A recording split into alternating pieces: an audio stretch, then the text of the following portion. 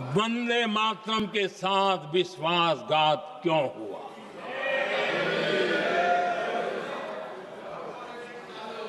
ये अन्याय क्यों हुआ?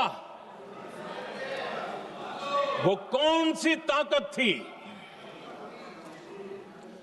जिसकी इच्छा खुद पूज्य बापू की भावनाओं पर भी भारी पड़ गई है,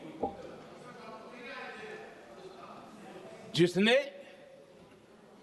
वंदे मातरम जैसी पवित्र भावना को भी विवादों में घसीट दिया। मैं समझता हूं कि आज जब हम वंदे मातरम के 150 वर्ष का पर्व मना रहे हैं, चर्चा कर रहे हैं, तो हमें उन परिस्थितियों को भी हमारी नई पीढ़ियों को जरूर बताना हमारा दायित्व है, जिससे के वजह से वंदे मातरम के साथ विश्वासघात किया गया। वंदे मातरम के प्रति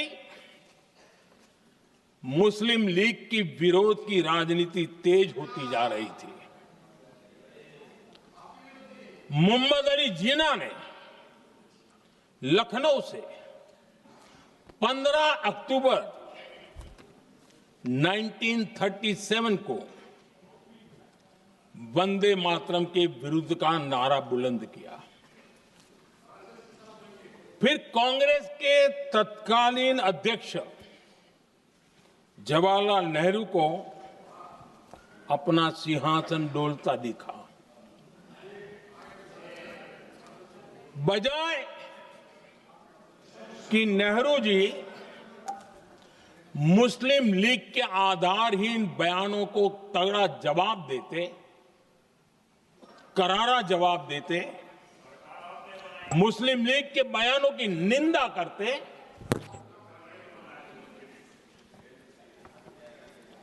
और वंदे मातरम के प्रति खुद की भी और कांग्रेस पार्टी की भी निष्ठा को प्रकट करते हैं। लेकिन उल्टा हुआ।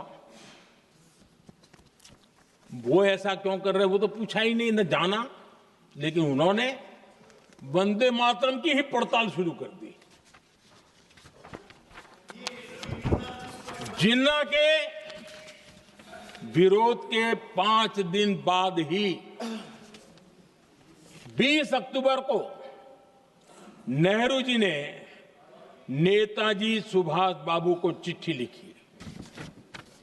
उस चिट्ठी में जिन्ना की भावना से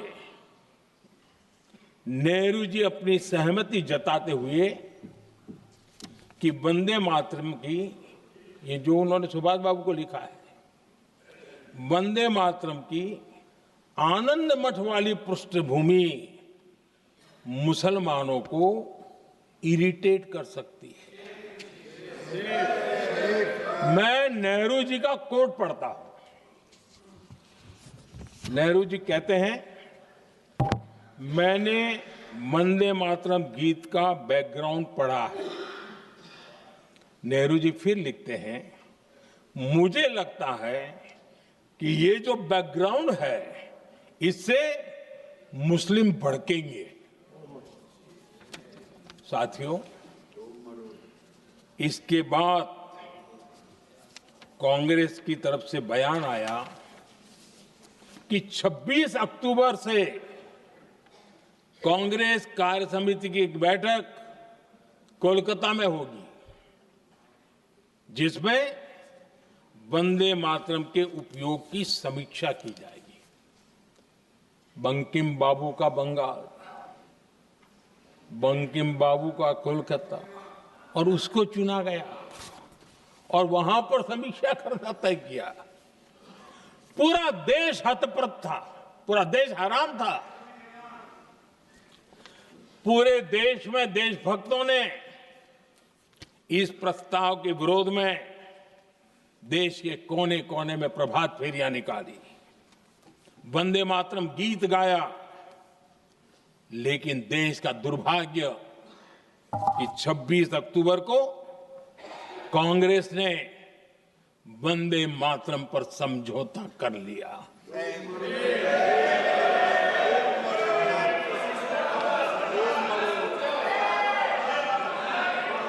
वंदे मातरम के टुकड़े करने के फैसले में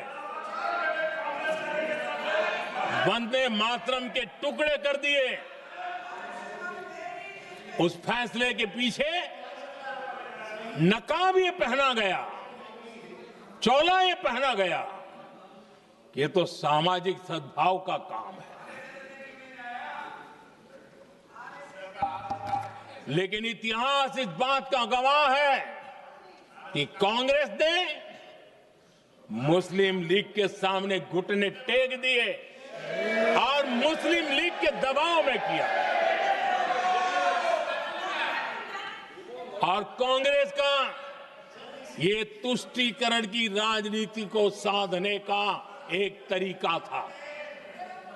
आदरणीय अध्यक्ष जी, तुष्टीकरण की राजनीति के दबाव में कांग्रेस वंदे मातरम के बंटवारे के लिए झुकी। इसलिए कांग्रेस को एक दिन भारत के बंटवारे के लिए झुकना पड़ा।